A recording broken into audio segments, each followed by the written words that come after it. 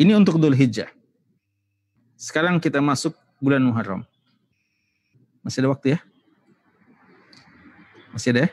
Ya, sekarang bulan Muharram.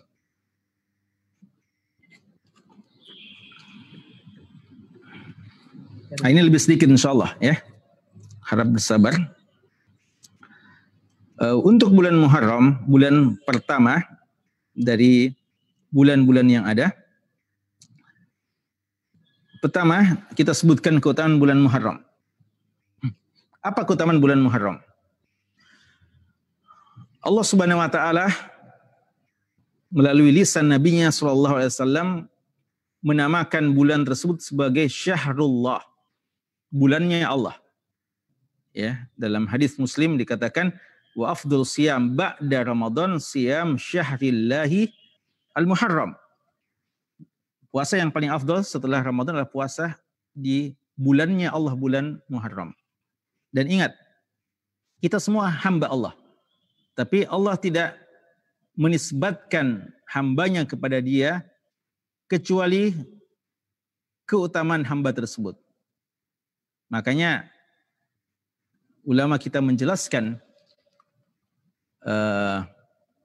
semua rumah atau semua bangunan dan tempat adalah milik Allah, tapi Allah menjadikan masjid sebagai Baitullah untuk menunjukkan keutamaan masjid dibandingkan bangunan-bangunan yang lainnya. Dan di antara masjid-masjid yang ada, Ka'bah dikhususkan dengan nama Baitullah. Abdullah, ya. Abdullah, kita semua hamba Allah secara kauniyah. Tapi secara syariah, secara syariat, apakah kita betul hamba yang dekat sama Allah? Pantas dikatakan sebagai hamba Allah yang betul-betul menghambakan diri kepada Allah? Tidak semua di antara kita yang disebut seperti itu. Tapi di antaranya adalah Nabi kita SAW. Subhanalladzi asra bi'abdihi. Ini menunjukkan keutamaan Nabi Muhammad SAW. Falamma qama Abdullahi yad'uhu. Ya, dalam surat Al-Jin disebutkan Abdullah, yang dimaksudkan Nabi Muhammad SAW. Unta semua adalah makhluk ciptaan Allah.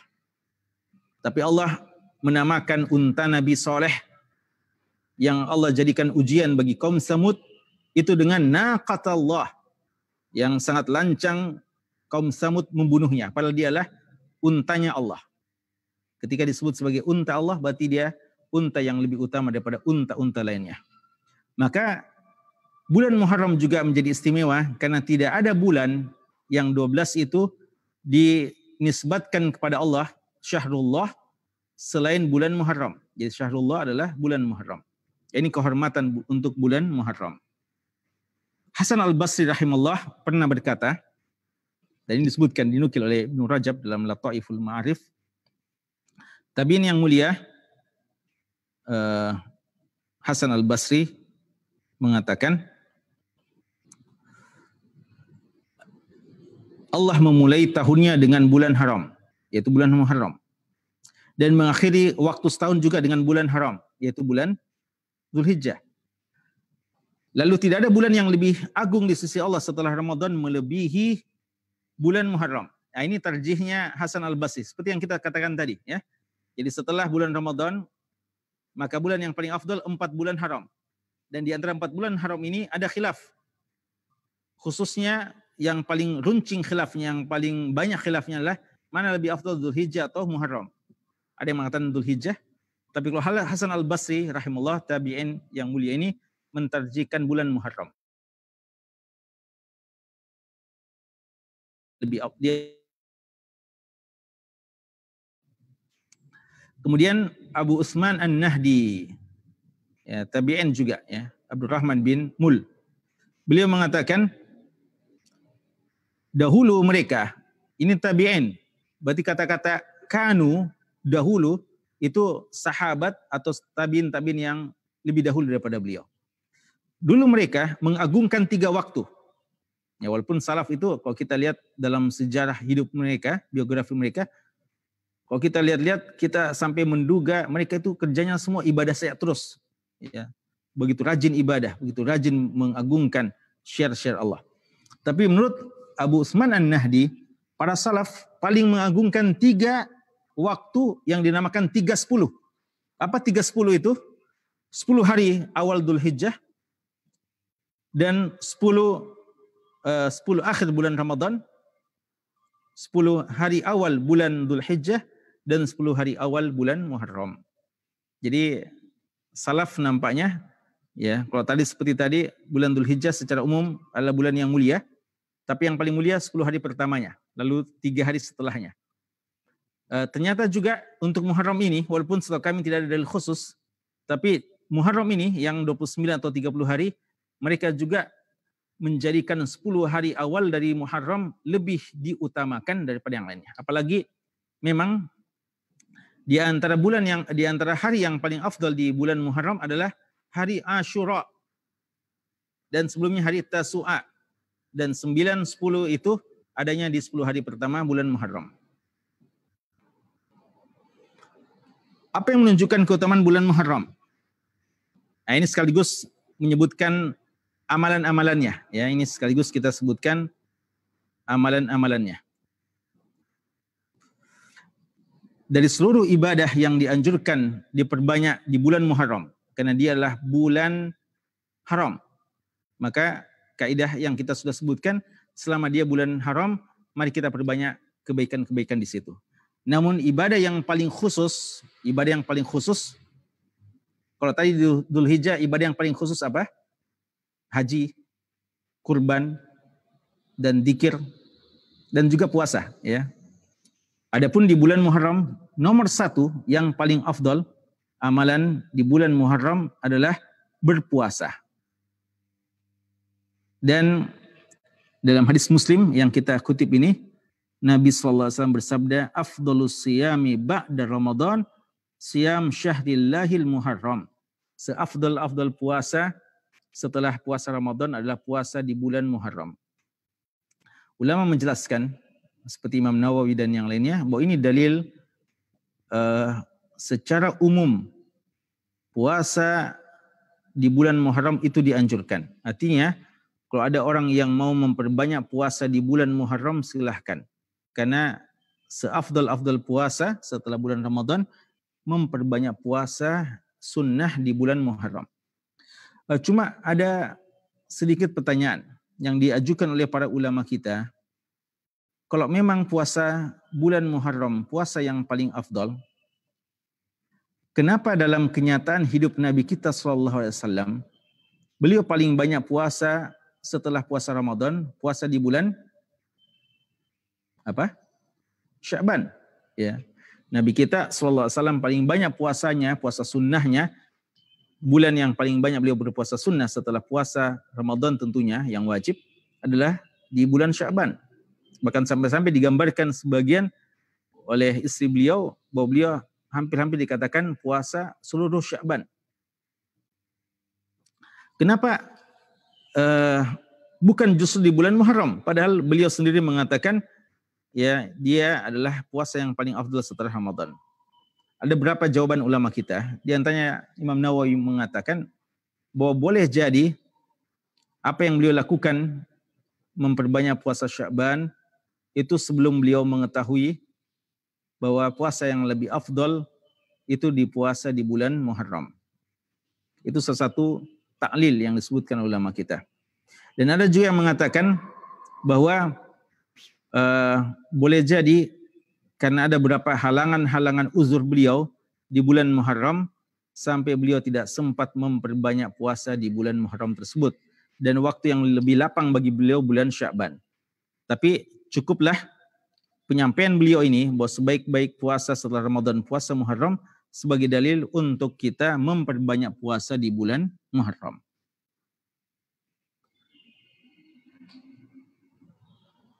Bulan Muharram menjadi mulia karena ada hari yang dinamakan Asyura. Asyura. Apa itu Asyura? Tanggal 10 Dzulhijjah. Hari Asyura ini hari mulia. Dan sesuatu kemuliaannya adalah karena dia adalah hari kemenangan Nabi Musa alaihissalam. Bahkan sebagian ulama mengatakan ya berdasarkan beberapa riwayat walaupun masih diperbincangkan tentang kevalidannya, bahwa Nabi Nuh alaihissalam juga diselamatkan dari banjir dan dihancurkan, dibinasakan orang-orang yang mendustakan dakwah beliau itu juga di hari Asyura. Tapi yang jelas kesahihannya adalah Nabi Musa alaihissalam. Nabi Musa alaihissalam beliau diselamatkan oleh Allah dari kejaran Firaun, dan pemimpin yang sangat lalim ini dengan seluruh pasukannya yang ingkar kepada Allah dan kepada nabinya itu dibinasakan di tanggal 10 tanggal 10 Muharram, hari Asyura. Berdasarkan hadis yang diriwayatkan Imam Bukhari dan Muslim bahwa Nabi SAW ketika datang ke kota Madinah, beliau mendapati kaum Yahudi berpuasa. Lalu beliau bertanya, hari apa ini? Kenapa sampai kalian berpuasa? Mereka mengatakan, ini adalah hari di mana Musa alaihissalam mengalahkan Fir'aun. Maka Nabi SAW mengatakan, nahnu awla bi Musa minhum. Kami yang lebih pantas memuliakan Nabi Musa daripada kalian. Ya, dan beliau berpuasa. Akhirnya beliau berpuasa dan mengajak juga umat Islam untuk berpuasa. Fasumuhu, maka puasalah kalian. Jadi di hari istimewa, hari kemenangan para nabi terhadap musuh-musuhnya. Kemudian juga yang menunjukkan keutamaan bulan Muharram, khususnya berpuasa dan lebih khusus lagi puasa Asyura, adalah hadis yang diriwayatkan Imam Bukhari. Ya, hadis yang diriwayatkan Imam Bukhari yang diriwayatkan oleh sahabat yang mulia Abdullah bin Abbas radhiyallahu taala anhuma. Slide-nya. Ya. Di sini Abdullah bin Abbas radhiyallahu anhuma mengatakan, "Ma ra'aitun Nabiyya sallallahu alaihi wasallam." Saya tidak pernah melihat Nabi sallallahu alaihi wasallam yataharra siyama yaumin. Dia sangat memperhatikan, yataharra itu sangat memperhatikan puasa di satu hari, faddalahu ala ghairihi, di mana dia mengutamakan hari itu dibandingkan hari-hari yang lainnya, illa hadal yaum, kecuali hari ini, yaitu hari Asyura, yaum Asyura. Wa hadha syahr, yakni syahr Ramadan, ya. Dan yang dimaksudkan, ya ini hadis sebelumnya ya, hadis sebelumnya. Tapi yang dimaksudkan sih hari Asyura, bulannya bulan Ramadan, tapi kelanjutan hadis sebelumnya. Tapi di sini yang kita mengambil perkataan dari Abdullah bin Abbas, yataharra siyam yaumin faddalahu ala ghairi illa hadal yaum yaum Asyura. Ya, hari Asyura, hari yang paling diperhatikan oleh Nabi SAW. Jangan sampai luput untuk melakukannya. Makanya kaum salaf itu juga sangat memperhatikannya. Ya, sebagian salaf tidak mau mengadakan safar di hari Asyura karena takut luput keutamaan hari Asyura. Bahkan sebagian ulama mengatakan jika kita safar di hari Asyura dan kita kuat, mampu untuk melakukan puasa, maka silahkan tetap berpuasa karena begitu mulianya puasa di hari Asyura. Apa keutamaannya?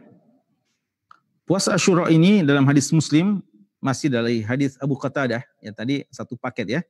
Hadis keutamaan hari Arafah dengan keutamaan hari Asyura.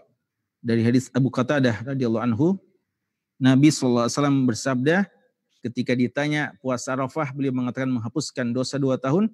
Lalu ketika ditanya puasa Asyura, beliau mengatakan ahtasibu ala Allah an yukaffiras sanatal lati qablahu. Saya berharap kepada Allah puasa hari Asyura menghapuskan dosa setahun sebelumnya, dosa yang lalu. Ya, ini tentu saja hari yang sangat mulia. Satu hari berpuasa dan kita akan mendapatkan pengampunan 1 tahun sebelumnya.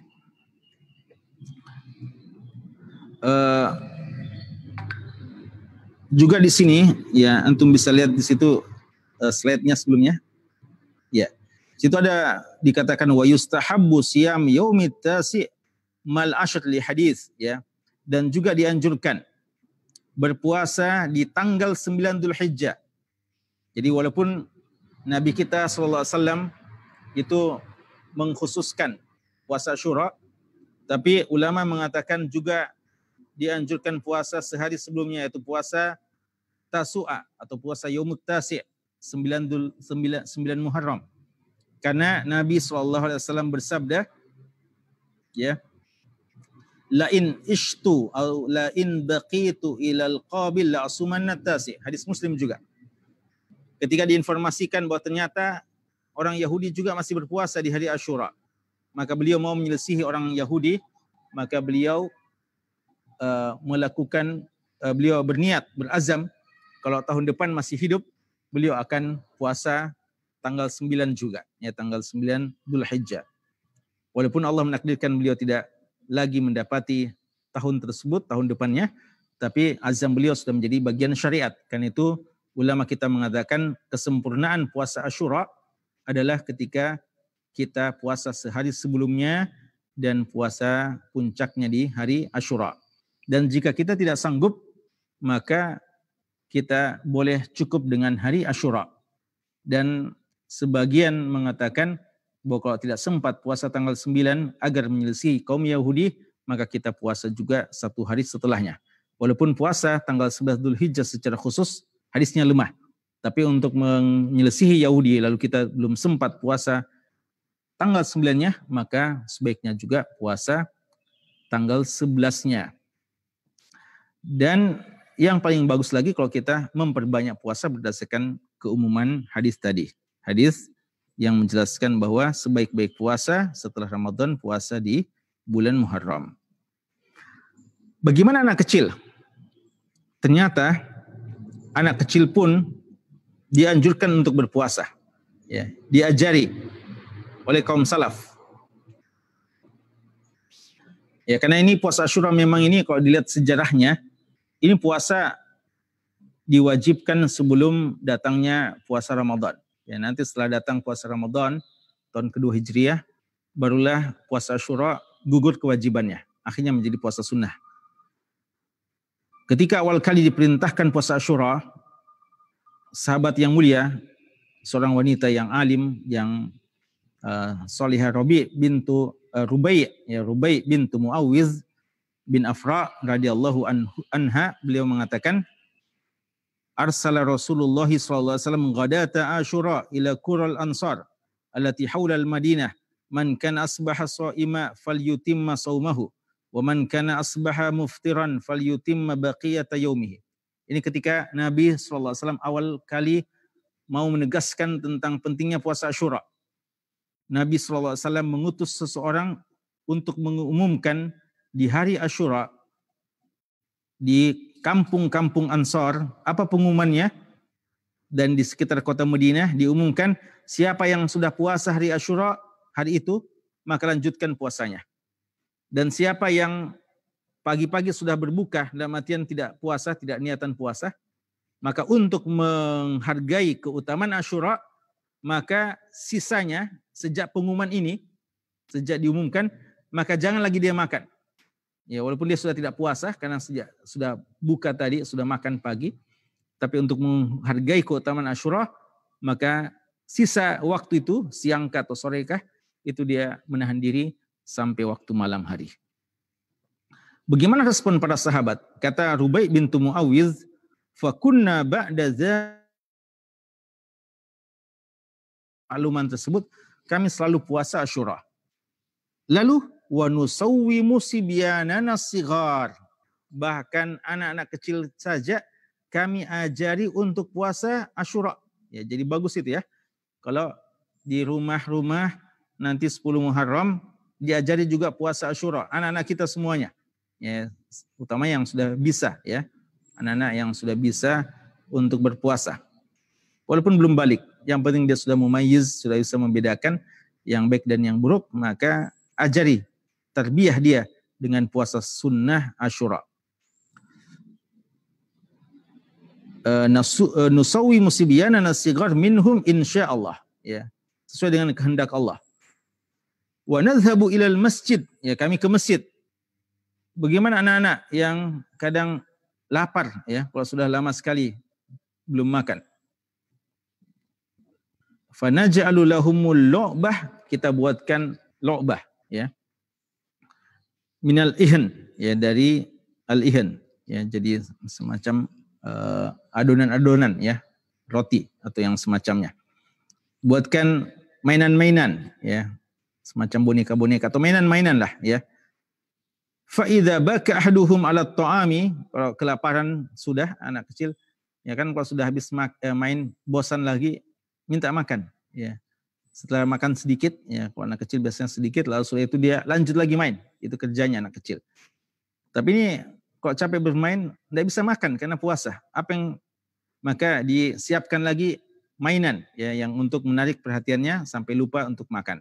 A'tainaha iyahu indal iftar, yang kita fa idza baka ahaduhum 'ala ta'am a'tainaha iyahu ya, dan kita berikan mainan-mainan tersebut kepada anak tersebut indal iftar ya, agar ya dia tidak dia tidak berbuka dan bisa bertahan sampai waktu berbuka. Jadi perlu tarbiyah anak-anak kita di hari Asyura. Yang terakhir, kebalikan dari ibadah Asyura, Allah Subhanahu wa taala setelah memberikan hidayah kepada ahlus sunnah untuk menghormati Asyura dengan sebaik-baiknya, dengan ibadah yang diajarkan oleh Nabi sallallahu alaihi wasallam, Allah menakdirkan untuk menyesatkan sebagian umat. Dan umat yang paling sesat dalam menyikapi Asyura, ibadah hari Asyura, adalah kaum Syiah Rafidhah. Apa yang mereka lakukan? Mereka lakukan meratap, menampar pipi mereka, merobek baju-baju mereka. Bahkan ini sebagian gambaran ya. Melukai diri mereka dan anak-anak mereka. Dan mereka menganggap hari Asyura hari meratap, hari berkabung. Karena Allah menakdirkan Husain radhiyallahu anhu, cucu Nabi SAW, salah seorang pemimpin Ahlus Sunnah wal Jamaah, Husain bin Ali radhiyallahu anhuma, wafat, dibunuh secara sadis, secara keji di Karbala di tahun ke-61 Hijriah, di 10 Asyura, 10 Muharram. Dan itu terjadi di 10 Muharram, hari Asyura. Dan itu jadikan alasan oleh orang-orang Syiah untuk berkabung. Lalu tuduhan keji mereka bahwa ketika kita berpuasa di hari Asyura, itu menunjukkan kita benci kepada Ali, benci kepada Husain bin Ali, sampai-sampai kita bergembira dengan kematiannya. Padahal ini dusta, tuduhan yang keji. Karena kita berpuasa atas dasar sabda Nabi SAW. Sebelum wafatnya Husain, ya, sejak awal Nabi kita SAW telah menyuruh kita untuk berpuasa di hari Asyura. Ada berapa cara pendalilan ya untuk membuktikan kesesatan mereka. Ya, setelah ini kita sebutkan bukti kesesatan Syiah dalam menyikapi Asyura. Ini dari Syekh Abdul Aziz At-Tarifi, hafizahullah. Apa alasan mereka berkabung? Mereka mengatakan karena 10 Muharram, hari Asyura adalah hari wafatnya Husain bin Ali radhiyallahu taala anhu. Maka poin pertama, apakah tidak ada di zaman Nabi SAW sahabat-sahabat yang dibunuh secara sadis oleh musuh-musuh Islam? Jawabannya ada, banyak ya. Dan di antaranya masih di zaman Nabi SAW adalah paman beliau yang sangat mulia, Hamzah bin Abdul Muttalib radhiyallahu taala anhu. Bahkan dibunuh secara sadis, lalu dibelah ya dada beliau, dan dilakukan hal yang sangat tidak pantas, ya sangat tidak patut oleh kaum musyrikin. Bahkan Nabi kita sallallahu alaihi wasallam menangis melihat jasad dari paman beliau Hamzah, dan beliau mengatakan, lan usaba bimislika abada. Saya tidak akan ditimpa musibah yang sama tingkatannya seperti apa yang saya lihat dari keadaan wahai Hamzah. Artinya musibah yang terbesar, kematian yang terbesar yang pernah di zaman Nabi SAW dan tidak ada lagi yang serupa dengannya, itu adalah kematian Hamzah bin Abdul Muttalib radhiyallahu anhu.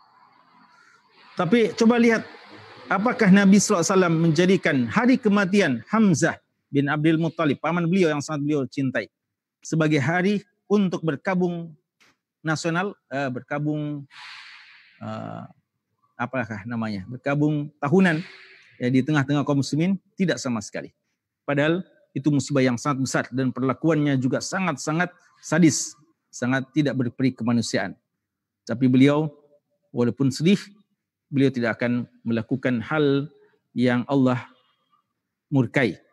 Ya, innal qalba la yahzan wa innal aina la tadma wa inna bi firaqika ya lamahzunun wa la naqulu illa bima yurdi rabbana.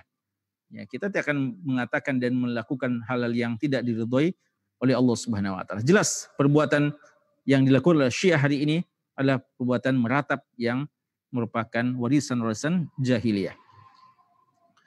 Yang kedua, Syekh mengatakan seandainya lau sahha aqlan ma taf'alu Syiah fi yaumi qatli Husain min buka wa latmi la jaza an taf'ala al-ummah kulla yawmis ayyamis sanah kadzalik li'annahu la yakhlu yawm min musadafati qatli imam muslim fihi. Kalau memang alasannya orang Syiah menjadikan hari berkabung dengan kematian Husain radhiyallahu taala anhu dengan cara yang seperti itu, maka berarti kita boleh menjadikan setiap hari dalam satu tahun itu sebagai hari berkabung. Karena kalau kita mau runut secara kronologi, secara sejarah, kita akan dapati hampir setiap waktu ada saja imam-imam pejuang-pejuang Islam yang diperlakukan secara sadis oleh musuh-musuh Islam di hari tersebut.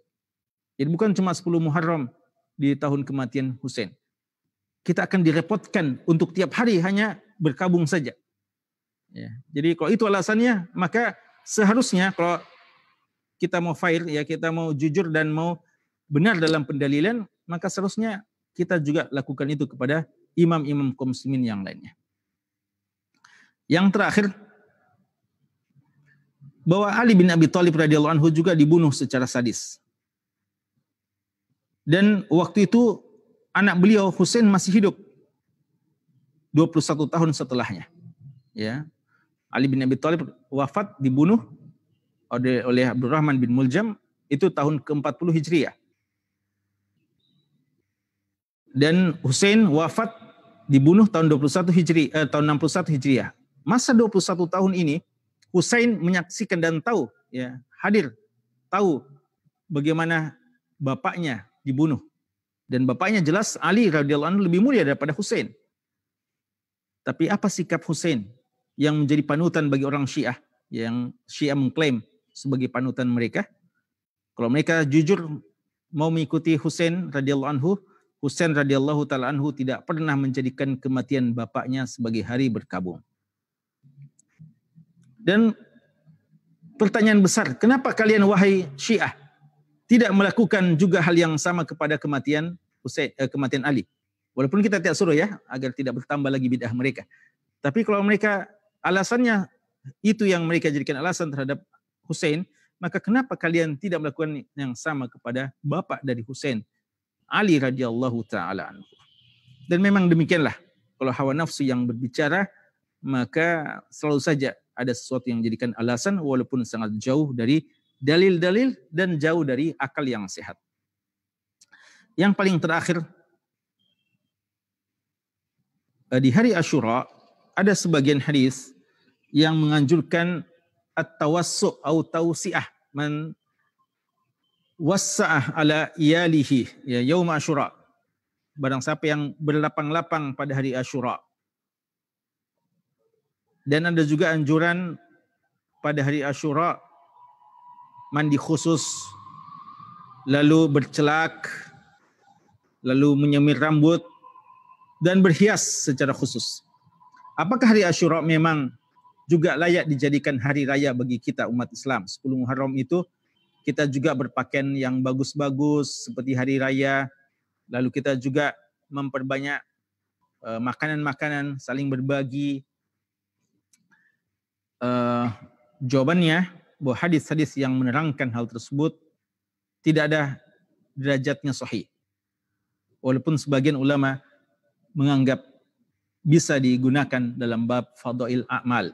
Ya, sehingga sebagian ulama memang mengatakan tidak mengapa. Namun kalau kita melihat dari sejarah para sahabat Nabi Muhammad SAW, ya dari para sahabat-sahabat yang paling tahu bagaimana menyikapi ibadah dengan benar, ya, lau kana khairan lasabaquna ilaihi, seandainya bagus tentu mereka yang paling duluan. Ternyata kita tidak dapatkan sahabat-sahabat yang melakukan hal yang sama. Mereka hanya berpuasa di hari Asyura. Karena itu jika ada ya sebagian kaum muslimin yang merayakan ya hari Asyura dengan sebagian makanan-makanan, memperbanyak bumbu-bumbu dapur, membuat makanan-makanan, maka secara jujur ya amanah ilmiah kita katakan memang ada sebagian ulama yang membolehkan hal tersebut dan menganjurkan. Ya. Dan dalam setiap mazhab pun ada ulama yang membolehkannya.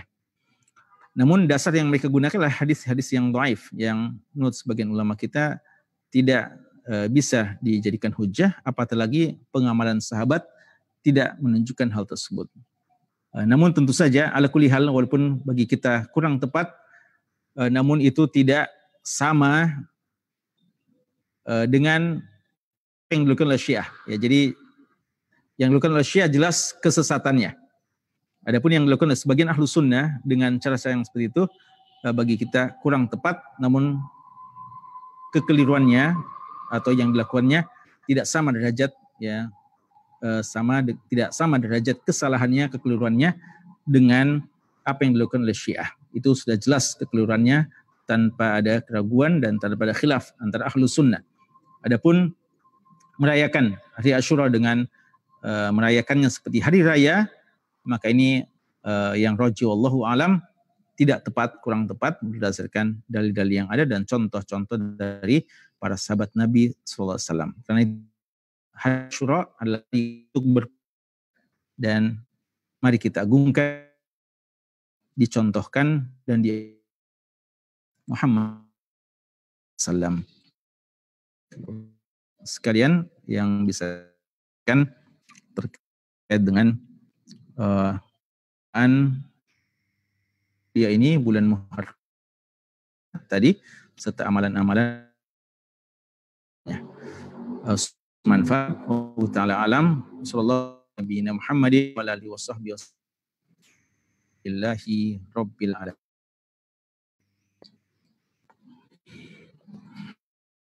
Alhamdulillah. Demikianlah tadi materi dari Ustaz kita.